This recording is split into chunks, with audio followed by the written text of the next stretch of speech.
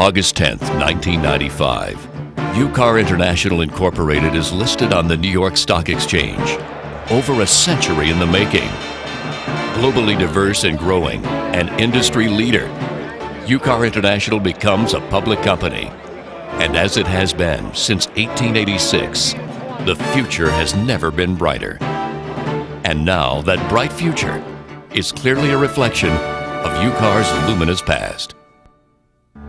Well over a century ago, carbon, an element basic to every living thing on Earth, was rapidly becoming a driving force for energizing and illuminating the world. Experimental use of fabricated carbon produced primitive brushes and electrodes, used in early batteries and dynamos.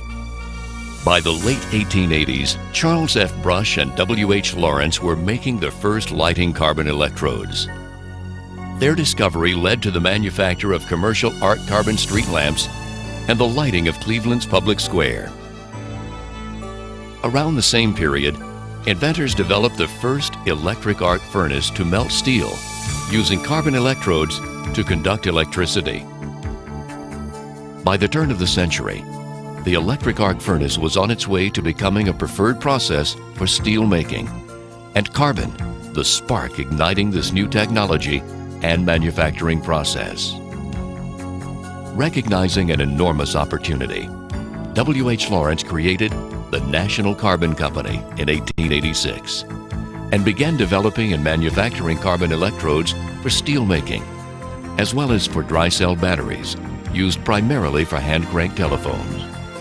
National Carbon also manufactured carbon brushes for dynamos and motors. It wasn't long before the company led its marketplace. Tremendous growth in the demand for these products led to the construction of the Cleveland Works, or as it is still known today, Factory A. Its history is, in many respects, the history of the carbon industry itself. Carbon proved to be extremely profitable and versatile. Edison's Nickelodeon invention, a primitive movie projector, was the launch pad for what was soon to become the skyrocketing movie industry. As the public caught movie madness, Lawrence realized yet another great opportunity. National Carbon invested in projector carbon research and delivered the first order of lighting carbons directly to Edison himself. The market blossomed. The investment paid off handsomely. Lawrence knew that growth through acquisition was key to success. So he began an aggressive buying program, purchasing small companies with tremendous potential.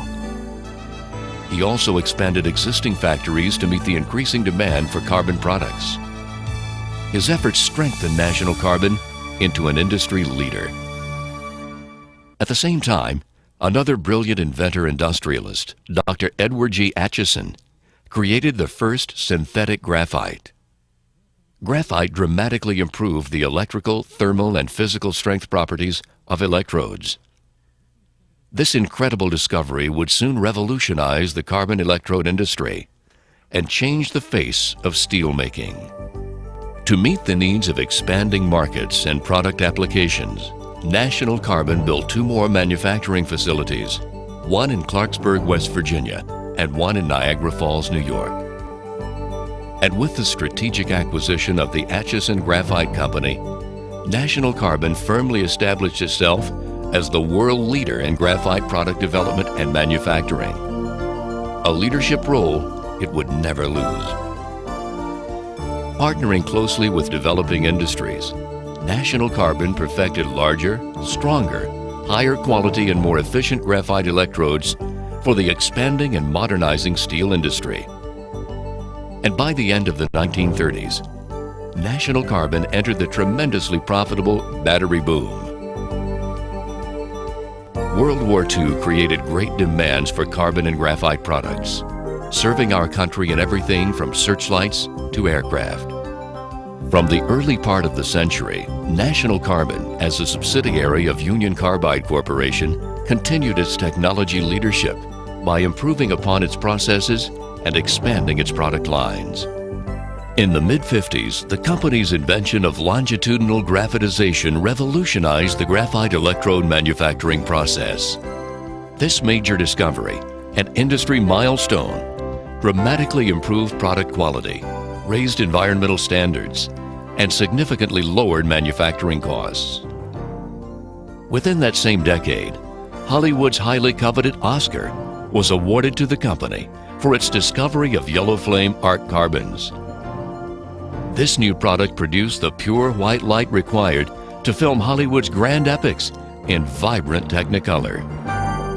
In 1956, the Parma Technical Center was built and soon became the finest research and development laboratory for carbon and graphite technology in the world. In the 60s, another important innovation and new product was introduced: Graphoil, flexible graphite. Its diverse applications would soon be serving a variety of industries. In 1989, a significant milestone was achieved. UCAR Carbon Company was established as a subsidiary of Union Carbide Corporation. Within a few years, it was sold and changed its name to UCAR International. Throughout the 20th century, UCAR continued its history and tradition of leadership and growth. It now has operations in 14 countries on 4 continents. UCAR rightly mirrors its illustrious past by growth through acquisition. And now, with each new acquisition, UCAR builds on its leadership role in the carbon and graphite industry. From specialty operations to state-of-the-art fully integrated facilities, UCAR sells to customers in over 80 countries. With facilities like its planned superfine grain-focused factory in Clarksburg, West Virginia, a rapidly diversifying Graphoil product line in Cleveland, Ohio, its new graphite cathode business in Notre Dame, France, and its state-of-the-art composite mold fabrication facility in Irvine, California. UCAR continues to partner with industries for product development and market expansion. Today, as a public company, UCAR International forges a new beginning for a new millennium, strategically invested in diversified carbon and graphite businesses worldwide. Over a century ago, it was difficult to imagine the variety of uses for carbon and graphite found in today's industries. Now it's easy to imagine how much more graphite can and will aid future processes and technologies. We are sure that Mr. Lawrence was no doubt enthusiastic about the opportunities for his new company at the end of the 19th century. But he could never have imagined the opportunities now awaiting UCAR International at the threshold of the 21st century. UCAR International, over a century of innovation and growth. Now, more than ever, the future has never been brighter.